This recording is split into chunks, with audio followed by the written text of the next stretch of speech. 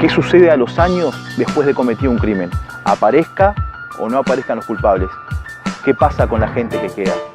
¿Qué pasa con los familiares, con los hijos, con los seres queridos? Aquí, en Después del Crimen, bienvenidos a este ciclo donde estaremos entrevistando a los familiares de las víctimas que quedan. Bienvenidos a Después del Crimen. 28 de julio del año 2004, invierno, frío. Y se comete uno de los crímenes más atroz de la historia de Salto. El asesinato de un peón rural de apellido Da Rosa de tan solo 24 años. Hoy, 17 años después, habla su hijo, el cual mantuvo contacto cara a cara con el asesino de su padre. Soy Henry Omega y esto es Después del Crimen. Te invito a verlo.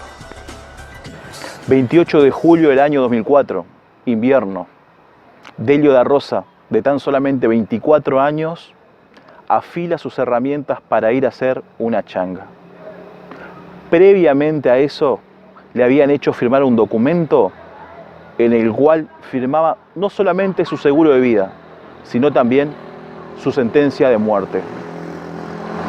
¿Qué sucedía después de eso?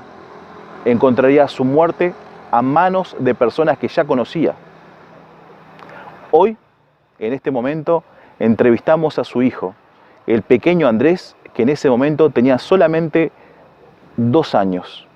Aquí nos está esperando y vamos a hablar con él. 28 de julio del año 2004.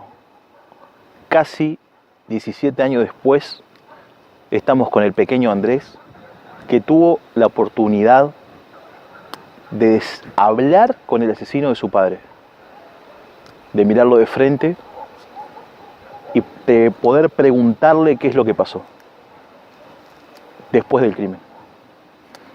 ¿Cómo iniciás el viaje para conocer al asesino de tu viejo? ¿Cómo sabés dónde está? Más allá de que el nombre de todos sabemos, ¿cómo sabés dónde está él? ¿Y cómo haces para llegar ahí? Le cuento la historia a un amigo. Él decide ayudarme de su parte a encontrarlo, saber dónde estaban. Su padre, por lo tanto, alguna información podía tener. Me dio indicaciones de hasta dónde tenía que ir, en qué horario, qué era lo que tenía que decir. Se me olvida qué era lo que tenía que decir al momento de entrar al penal. Y hablo con el primer oficial que encuentro en la entrada. Hablo con él, le explico qué fue lo que quería hacer, por qué. Él decide entrarme, abre una oficina y después me dirige él mismo hasta el asesino. Se tiene una puerta, yo me acerco hasta...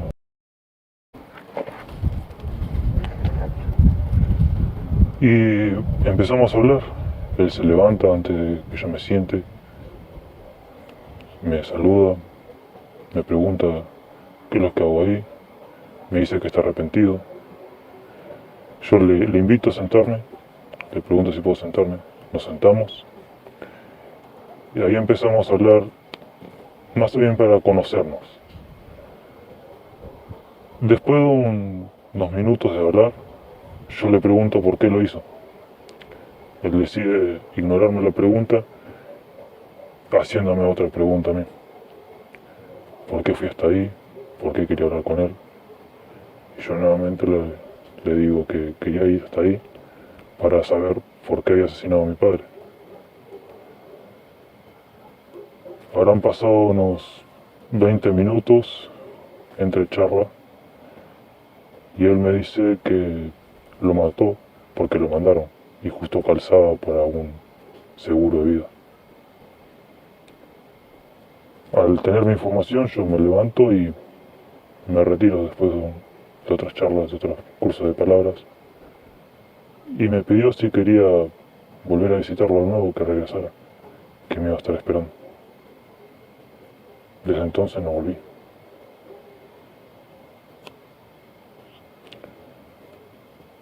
Fui hasta la casa de mi tía, que estaba bastante lejos, casi al otro lado de la ciudad.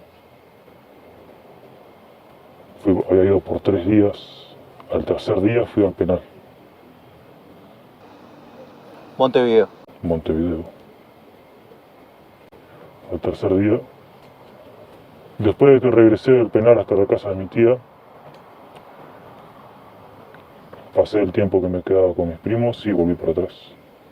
Este fue el último momento que estuve en Montevideo, que fui en visita a mis primos y los tíos de mi madre en sí. Bien. Contame un poco. Me dijiste, o ¿a quién visitaste? Error mío, sí. Perfecto. Me decías que hay una anécdota de alguien que te habla acerca de que está arrepentido y que también visita esa persona, que te lo dice cuando eras muy niño. Una profesora, cuando yo tenía 13 años, en primero del liceo, mi profesora empieza a hablar sobre asesinatos, sobre la falta de un padre, que eso podría generar algo traumático en el niño. Yo salto diciendo que eso es mentira, que a veces, que no siempre genera trauma en el niño, dependiendo cómo. Y ella me dijo de cómo lo sabía, y yo le dije porque a mi padre lo habían asesinado en el 2004, y se llamaba Delio Jesús La Rosa. Quien lo había matado era... En ese momento ella me interrumpe diciendo que se había arrepentido y que aún sigue arrepentido de haber asesinado a mi padre. Cuando fui a visitarlo, me dijo lo mismo, que él estaba arrepentido de haberlo asesinado. ¿Sabías que son pocas las personas que logran decirle al asesino de un familiar, preguntarle el por qué, por diferentes motivos? Generalmente hay un protocolo para no dejar que se acerquen. Las personas de alrededor tratan de cuidar a la víctima para evitar un trauma mayor después del crimen. ¿Te sentís un privilegiado, por así decirlo, al poder decírselo de frente?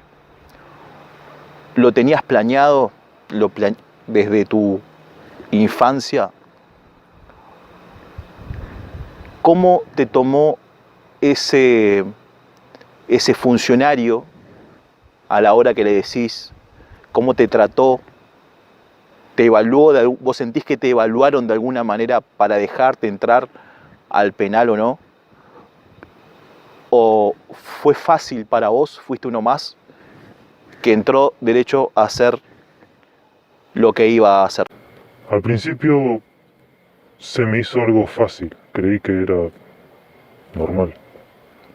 Después de recibir la información que no es normal que acepten que la hija o el hijo de una víctima entre a ver al asesino de su padre o de algún familiar, me sentí un poco como privilegiado, como decís vos. Y creo que sí, que me evaluó de una forma y vio que no tenía intenciones de nada malo, más que conocerlo y preguntar. Y creo que me dejó entrar por esa razón. Yo tenía mis dudas y solo quería sacarme las dudas, más nada. No tenía intenciones de lastimar a nadie, no tenía intenciones de perjudicar nada más que simplemente sacarme mis dudas. Se lo había explicado en el momento de entrar al oficial y él me observó, me miró detenidamente y luego me pidió que entrara con él. Me llevó, entró a la oficina, habló y salió para afuera y me dirigió hacia una sala a esperar, donde ella estaba sentado.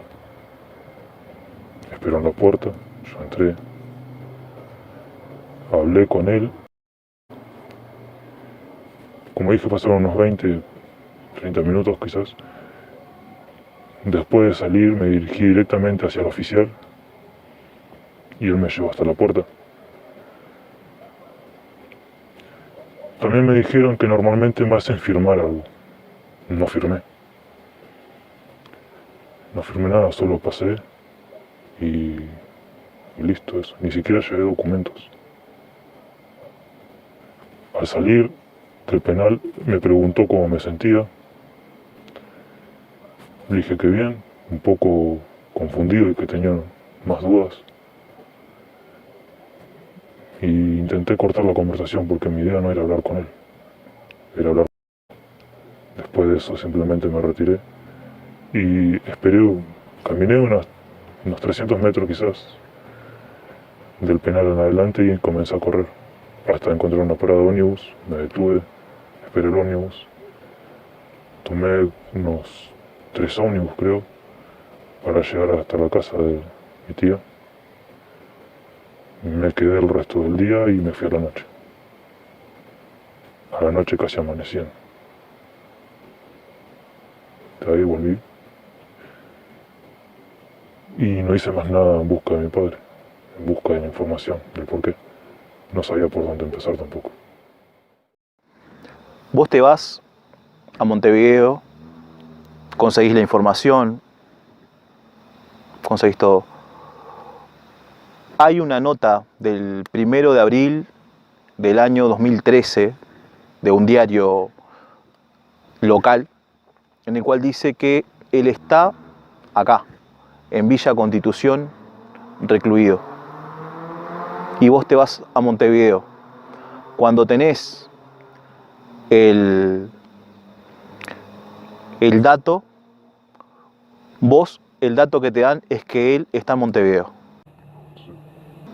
¿Cómo decidís iniciar la investigación, por así decirlo? ¿Por qué decidís iniciar la investigación? Más allá de que tenías una abuela la que dijo por todos los medios que no iba a parar hasta que esto se resolviera. Esto se resuelve. Hay también una creencia religiosa de que lo pusieron boca abajo, es una creencia nativa, típica de América, los amerindios, en el cual dice que a los muertos se los pone boca abajo para que nadie sepa quién los mató, a los asesinados. Y vos empezás todo de nuevo. ¿Te motiva algo a hacer eso?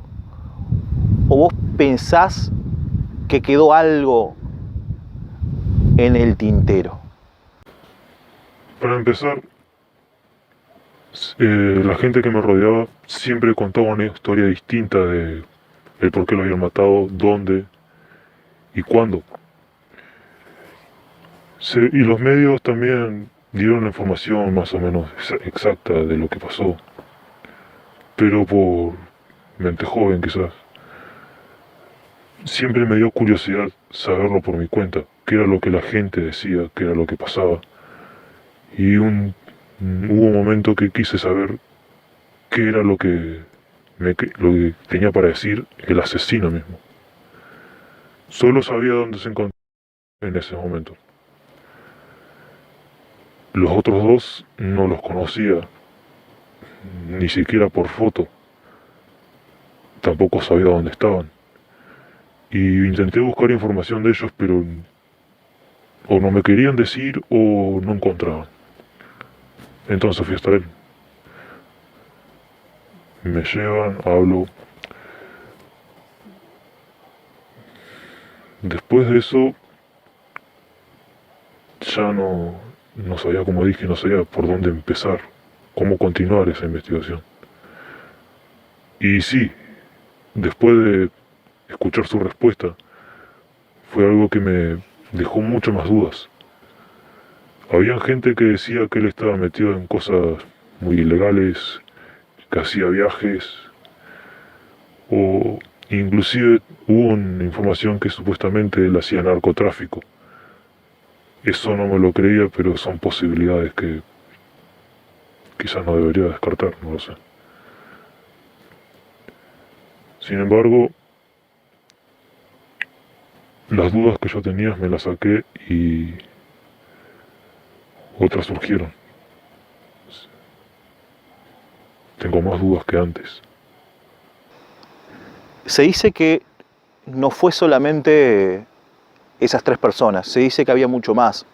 En un momento se habló hasta de una mujer, está en la prensa, que una mujer también la llevaron. Está el autor material, por así decirlo, el autor intelectual, está la persona que hizo el seguro, que lo invitaron a participar. Ahí hay 3. Pero también se habló de una persona que fue la que lo fue a buscar, que lo llevó, el moto está ahí, y se habló también de una mujer. Era una red de implicados. Ahora vos también me decís que después se dijeron muchas cosas más.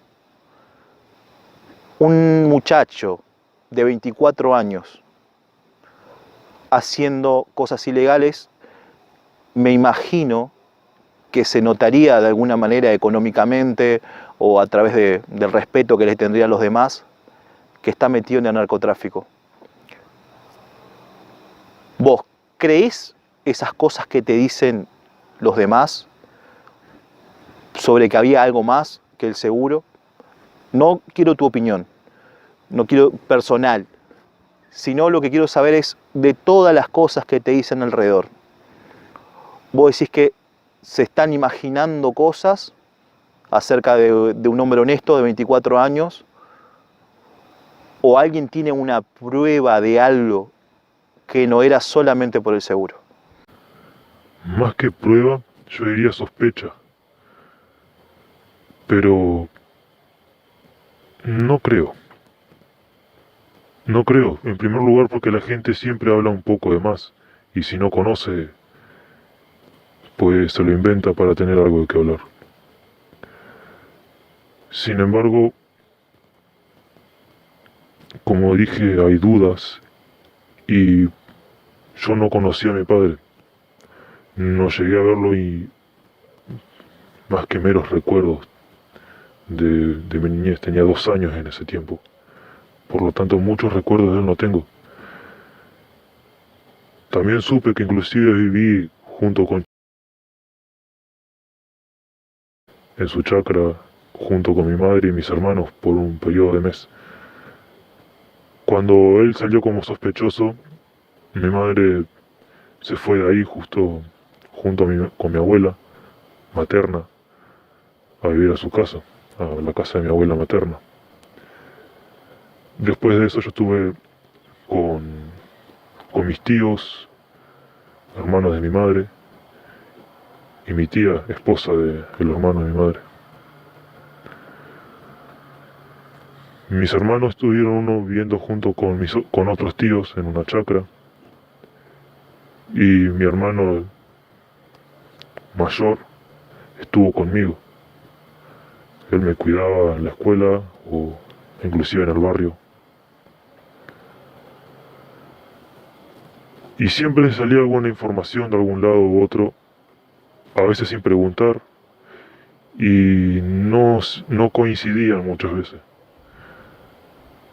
Como una vez dijeron que lo habían matado en un baile, porque él estaba con 2 mujeres. Dijeron que inclusive una vez dijeron que había sido mi madre quien lo había matado. Y era imposible, ya que yo recuerdo muy bien, eso sí, lo recuerdo muy bien, que ella estaba conmigo cuando papá se fue a trabajar. Y estaba lloviendo, Cuando lo fueron a buscar a avisarle que tenía que ir a trabajar, fue una noche también de lluvia.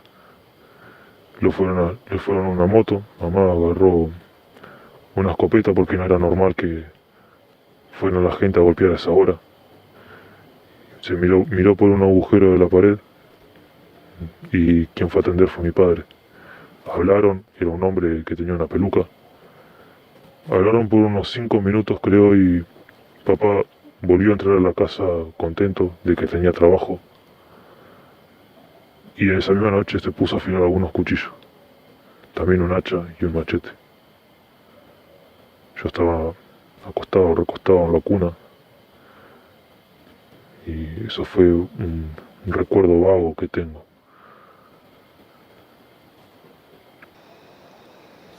¿Vos estás seguro que la persona tenía una peluca? Sí, mamá siempre me lo dice. Bien. Que ella vio que tenía una peluca a través del agujero de la pared. Yo, por mi cuenta, yo no lo vi. Pero confío bastante en mi madre, lo suficiente como para creer eso. ¿Y recordás la noche? La noche la recuerdo. He tenido inclusive algunas pesadillas sobre esa noche.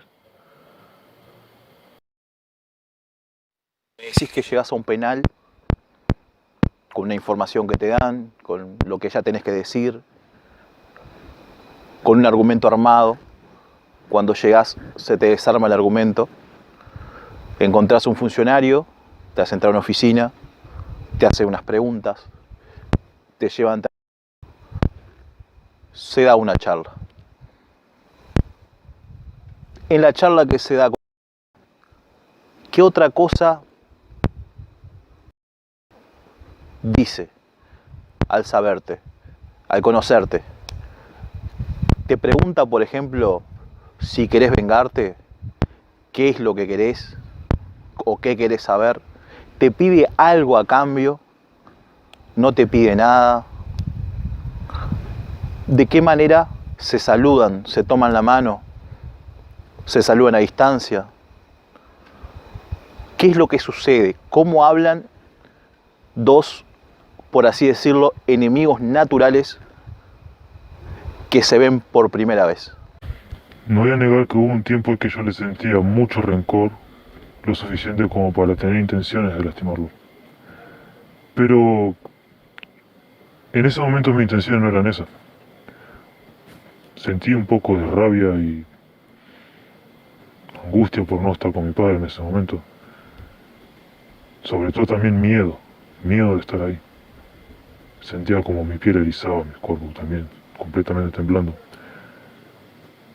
Me empecé a tranquilizar, me acerqué lo más tranquilo posible. Él se levanta de la silla. No me dice hola, sino que pregunta por qué estoy ahí. Le respondo, le digo que simplemente voy a ir para hablar con él para saber por qué lo había matado. Él dice que se arrepiente mucho, que no quiere que lo molesten. Fue algo que pasó y que realmente se siente bastante mal por eso. Yo lo saludo, le doy la mano directamente, le invito a sentarme. Nos sentamos, empezamos a charlar, a preguntarnos. Más bien, él empezó a preguntarme a mí por qué estaba ahí, con qué intención. Yo le respondí que estaba ahí para saber por qué él había matado a mi padre, por qué justo a mi padre. No respondió, me hizo otra pregunta. ¿Cómo llegué hasta ahí? ¿Quién le dijo que yo estaba ahí? Que él estaba ahí. Yo le respondí que fue un amigo, del cual no iba a dar el nombre. Me preguntó, como algo casual, cómo había pasado. Le empecé a contar de a poco mi historia, por qué llegué hasta ahí, hasta ese punto. Le expliqué por qué yo empecé mi investigación, por qué terminé hablando con él. Y básicamente, como transcurrió esta entrevista, yo le dije a él que me llené de dudas durante mi vida, con gente que hablaba cosas que no eran ciertas, que lo habían matado en lugares distintos, cosas que supuestamente él hacía.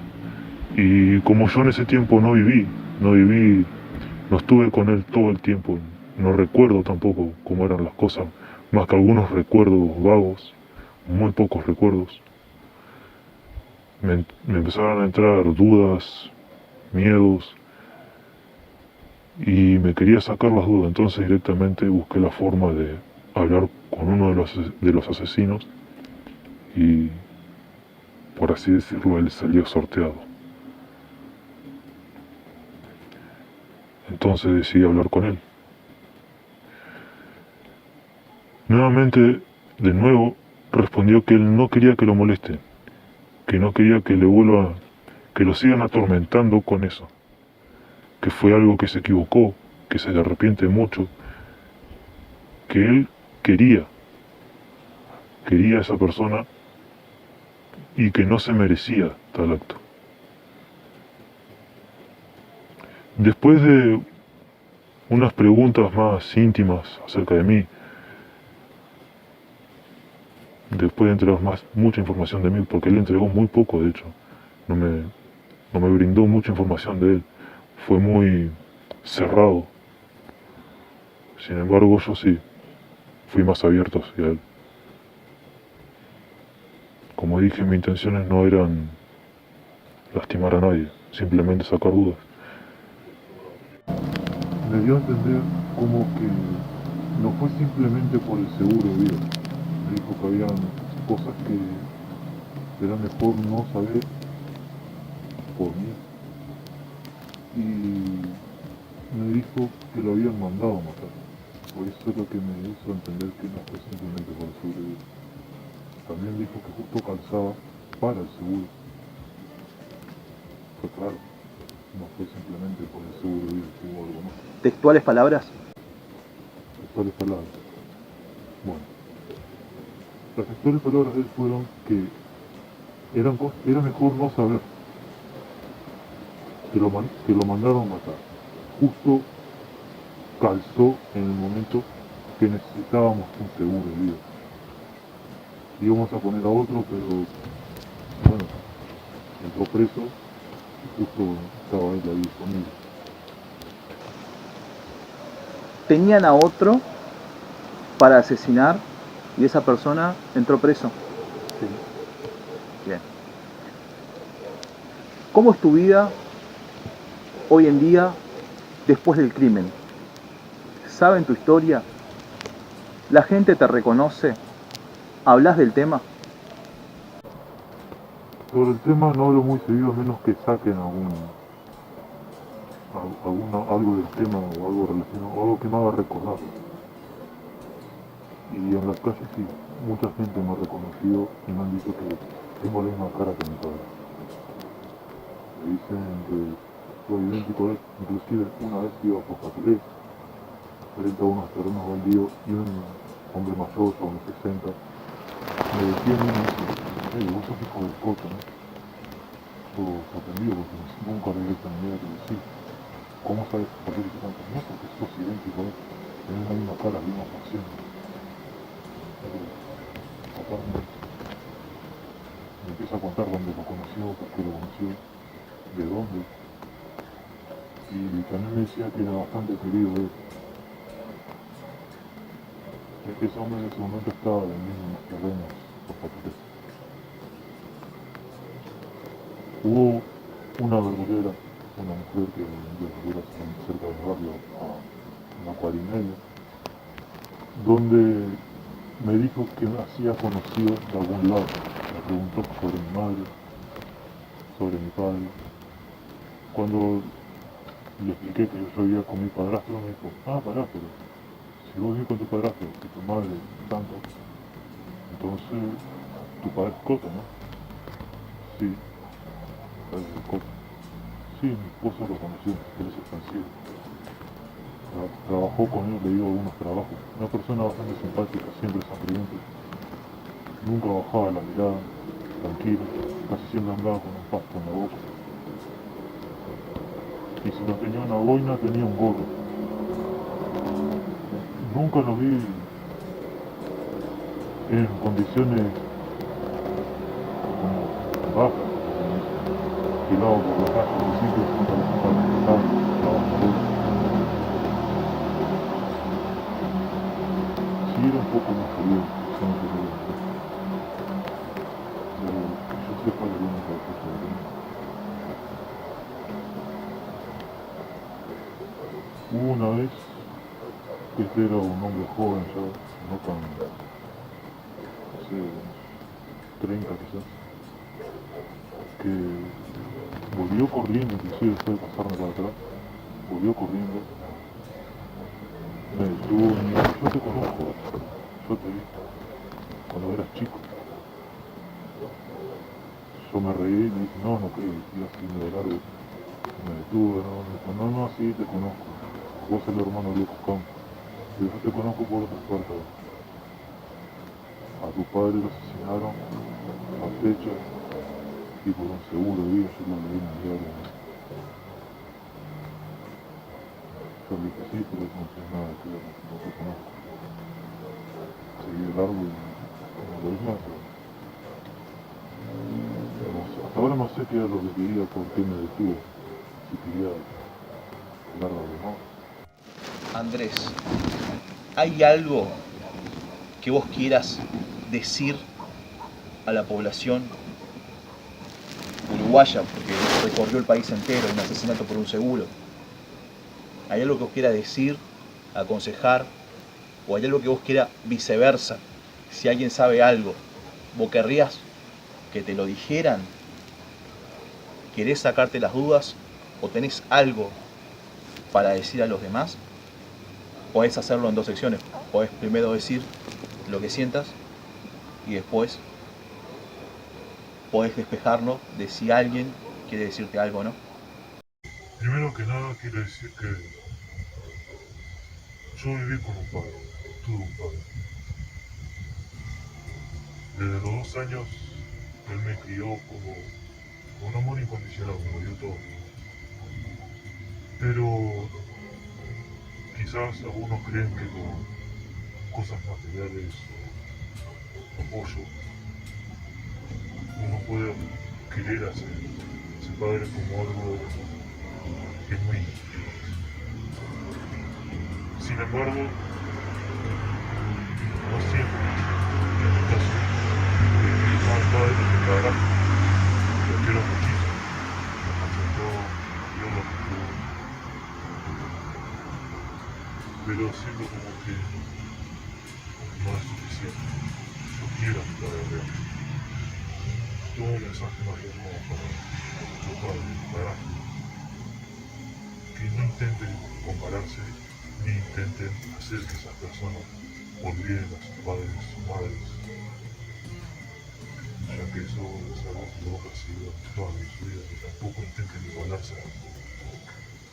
Mi padre cometió el error de intentar igualarse a mi difunto padre, de ser como un padre para mí.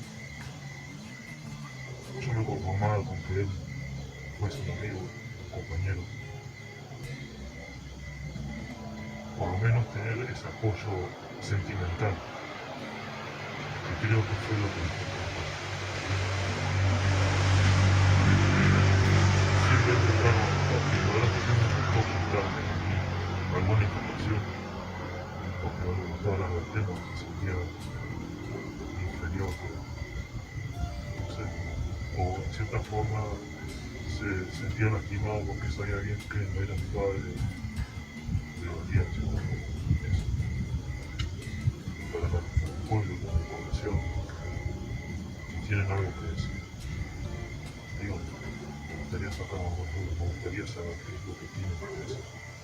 ¿Vos querés saber? Me gustaría saber qué es lo que ellos tienen que decir acerca del caso de mi padre, o de mi padre, o de los asesinos, o del entorno, o cualquier cosa que sea. Sin embargo, quiero repetir una cosa. Yo no busco violencia, busco más lógica.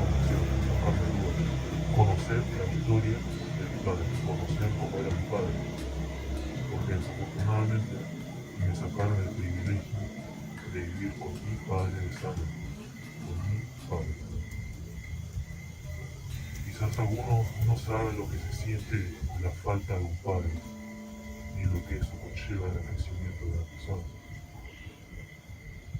Y no se lo deseo a nadie. Andrés, gracias por la nota. En la historia del crimen, en la prensa, en internet, donde quieras que busques, siempre aparece tu abuela como la persona que nunca se rindió y que iba a llegar hasta lo último.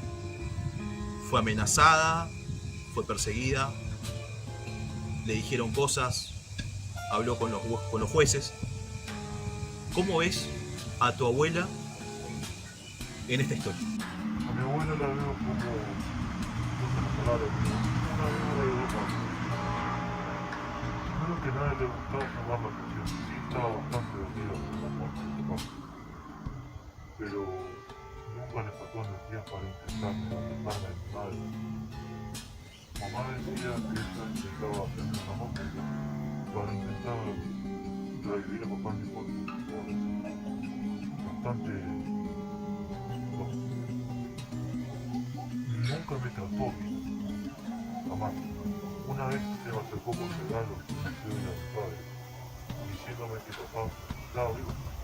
Yo ya tenía 5 o 6 años. Me empecé a inquietar, a llorar y entré con nosotros para ir a mi casa. Le conté a mamá y cuando mamá salió, ella se había ido con una cuadra y acá se me borró. Mamá me dijo que papá estaba muerto. Debo volver, pase lo que pase, debo volver. Y si no creyera, me dice, me mostró nuevamente el diario, fotos, me volvió a contar su viejo. Cada vez que me decía cosas que yo no sentía mal, ella me contaba la historia de mi madre, por qué lo había asesinado.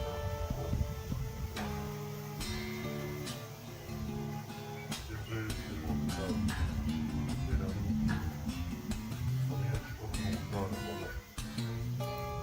Inclusive, hubo una vez que yo inclusive me olvidó completamente de mi padre, que no recordaba nada, ni siquiera sabía qué sintió. Tenía mi padrastro como mi padre, mi mamá se dio cuenta de eso. No tengo nada, ya seguía que yo recordaba. Tuve los seguros, varios valores psicológicamente, como la convivencia de mi madre, como estaba yo, siempre dijeron que nunca mi madre estaba mejor. Desde chico le tenía mucho miedo, no porque mamá me equivocara, sino que desde chico yo no conocía a Eduardo, me daba miedo, no me gustaba estar con ella. Después de eso, creer que ella había muerto por un ataque de miedo. Cuando por lo menos ella ya lo había sido molestando. Nunca me gustó la idea de que me separaran de mi madre. Este programa lo vas a poder ver a través de Facebook y el canal 91 Online, el canal binacional. Soy Henry Omega y esto es Después del Crimen.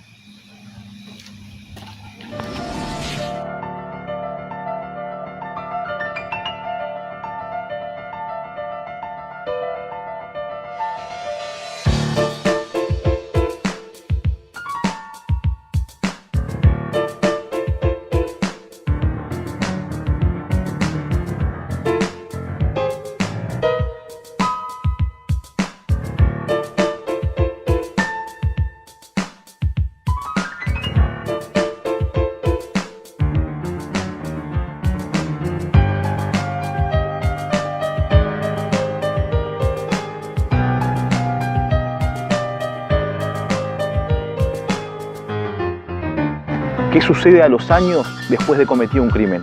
¿Aparezca o no aparezcan los culpables? ¿Qué pasa con la gente que queda? ¿Qué pasa con los familiares, con los hijos, con los seres queridos? Aquí, en Después del Crimen, bienvenidos a este ciclo donde estaremos entrevistando a los familiares de las víctimas que quedan. Bienvenidos a Después del Crimen.